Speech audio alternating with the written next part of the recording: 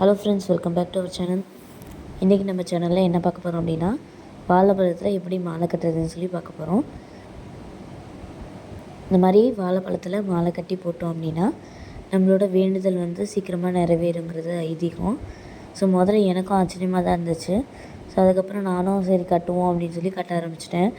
முதல்ல இந்த மாதிரி சணலை நல்லா பெரிய சணலாக எடுத்துகிட்டு ஸ்டார்டிங்கில் நிறையா கொஞ்சம் சணலை விட்டுட்டு சென்டர்லேருந்து கட்ட ஆரம்பித்தோம்.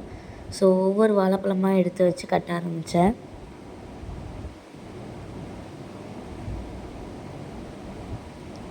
கட்டும்போது கொஞ்சம் பயமாக தான் இருந்துச்சு. கரெக்டாக கட்டிடணும், ஏன்னா நம்ம எடுத்து சாமிக்கு வைக்க போகிறது, சாமிக்கு போட போகிறது.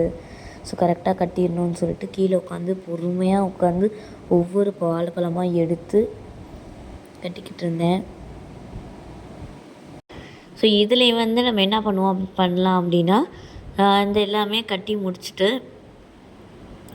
பூ இருக்குது பார்த்திங்களா, கதம்பம் பூ, அந்த பூவை ஸ்டார்டிங்கில் கட்டி உள்ளே விட்டு விட்டு விட்டு நம்ம அழகாக பூலேயுமே ஒரு டிசைன் மாதிரி பண்ணலாம் அப்படின்னு சொன்னாங்க. பட் நாங்கள் அந்த மாதிரி பண்ணலை. நார்மலாக கட்டுவோம் அப்படின்னு சொல்லி கட்டிட்டேன்.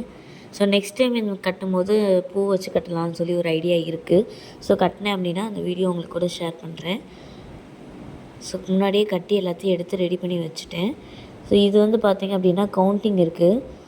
நம்ம என்ன நினச்சிட்டு கட்டுறோமோ அதுக்கேற்ற மாதிரி நம்ம வாழைப்பழத்தோட கவுண்டிங் வச்சுக்கணும். இப்போ நம்ம மேரேஜ் எப்போ சீக்கிரம் நடக்கணும் அப்படின்னா நம்ம ஏஜுக்கு ஏற்ற மாதிரி வாழைப்பழம் வச்சு கட்டணும். Okay friends, by.